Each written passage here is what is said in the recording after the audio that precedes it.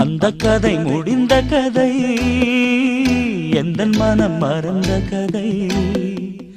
என்ன செய்ய விடுகதை போல் என்னுடைய பிறந்த கதை. காலங்கள் தான் போன பின்னும் காயங்கள் ஆறவில்லை, வேதனை தீரவில்லை. சொல்லிவிடு வெள்ளி நிலவே